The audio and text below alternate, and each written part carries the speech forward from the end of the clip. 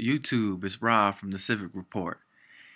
Bernie Sanders, Saudi Arabia is not an ally, and the U.S. should rethink its approach to Iran. Saudi Arabia is not an ally of the United States, according to Bernie Sanders, the independent senator and former Democratic presidential hopeful. Sanders broke with the bipartisan consensus on Capitol Hill in an exclusive interview with The Intercept. The United States has long considered Saudi Arabia to be a loyal friend, supporter, and partner in the so called war on terror. Sanders issued a scathing denunciation of the Gulf Kingdom, which has recently embarked on a new round of domestic repression.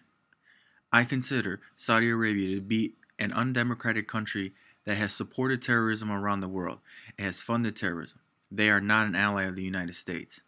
The Vermont senator accused the incredibly anti democratic Saudis of continuing to fund madrasas and spreading an extremely radical Wahhabi doctrine in many countries around the world. They are fomenting a lot of hatred, he added. In June, Sanders joined 46 other senators in voting to try and block the sale of precision guided munitions to Saudi Arabia.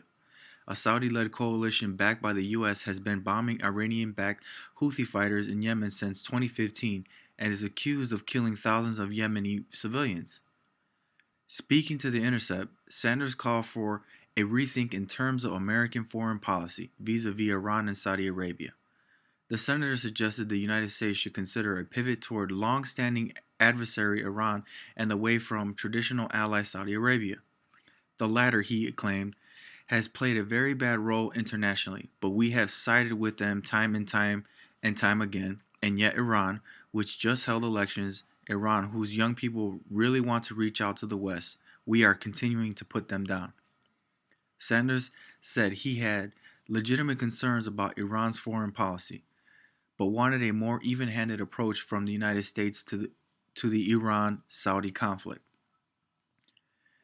In a wide-ranging interview ahead of his set-piece speech on foreign policy in Fulton, Missouri, on Thursday morning, the independent senator said the United States is complicit in Israel's occupation of the Palestinian territories and said he would be willing to consider voting to cut U.S. aid to the Jewish state.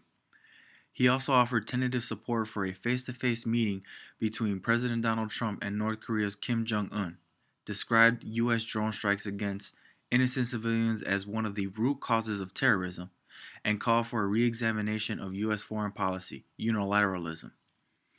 Asked if he agreed with ESPN's Jamel Hill and The Atlantic's Ta-Nehisi Coates, who have both called Trump a white supremacist, Sanders said he preferred to use the word racist to describe the president.